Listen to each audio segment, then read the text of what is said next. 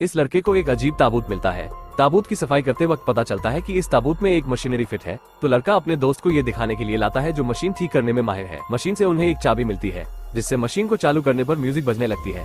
लड़का इस ताबूत के बारे में ज्यादा जानकारी हासिल करने लगा। तो लड़के को पता चलता है कि ये ताबूत रहस्यमय कारनामे कर सकता है। तो एक्सपेरिमेंट के लिए ये लोग एक मछली को इस ताबूत में रख देते हैं, फिर मशीन ऑन कर देते हैं। अब मशीन से बिजली उत्पन्न होती है जिससे मछली को झटका लगता है और मछली मर जाती है। पर जैसे ही म्यूजिक बंद होता है मछली फिर से जिंदा हो जाती है। अब लड़का इस एडवेंचर को खुद महसूस करने के लिए ताबूत में लेट जाता है। फिर उसका दोस्त मशीन ऑन कर देता है। जैसे ही बिजली का झटका लड़के को लगता है कि फौरन उसकी सांसें रुक जाती है। वो ताबूत में डेड पड़ा था पर उसकी आत्मा शरीर से बाहर आ चुकी थी। फिर म्यूजिक बंद होता है और लड़के की आत्मा उसकी बॉडी में आ जाती है। लड़के के दोस्त भी इस चीज का अनुभव करना चाहते थे, तो ये लोग भी एक के बाद एक इस ताबूत में लेटकर इस चीज का मजा लेते हैं। पर आदमी की नजर मछली पर पड़ी तो मछली मर चुकी थी। See you in the next part. तब तक के लिए ताबूत में लेटकर मशीन ऑन करने पर ये लड़का देखता है कि उसकी आत्मा शरीर से निकल चुकी है, पर उसके दोस्त उसे देख नहीं सकते थे। फिर ये आदमी ताबूत में लेटा और उसकी आत्मा शरीर से निकलकर कमरे से बाहर घूमने निकल पड़ी। वो रेलवे ट्रैक पर था इसलिए ट्रेन आने पर डर जाता है। शरीर में वापस आने के बाद वो इस एक्सपेरिमेंट को न करने की सलाह अपने दोस्तों को देता है, पर ये लड़का ताबूत में लेट जाता है। फिर उसकी आत्मा शरीर से बाहर आती है। वो अपने दोस्त और उसकी गर्लफ्रेंड के बीच हो रहे झगड़े को देख रहा था। अब ये लोग देखते हैं कि मछली मर चुकी है जिस पर उन्होंने एक्सपेरिमेंट ट्राई किया था। फिर इस आदमी को अजीब से आवाजें सुनाई देती है तो वो उसके बारे में और रिसर्च करता है। तो उसे पता चलता है कि जिसे भी ऐसी आवाजें सुनाई देती है वो जल्द ही मर जाएगा। तभी अचानक डिस्प्ले पर उसे एक भयानक शक्ल दिखती है। वो डरकर वहाँ से भागने लगता है। तब वो पैर फिसलने के कारण सीढ़ियों से गिर जाता है और सर में चोट लगने से उसकी मौत हो जाती है। इस तरफ ये लड़का ताबूत में लेट जाता है। फिर उसकी आत्मा शरीर से निकलकर एक सुपर स्टोर में जाती है। वहाँ एक आदमी तिजोरी में पैसे रख रहा था। तो लड़का उसके सारे लॉक कोड्स को देख लेता है और फिर देर रात को इस स्टोर में आकर तिजोरी से सारे पैसे और गन चुरा लेता है।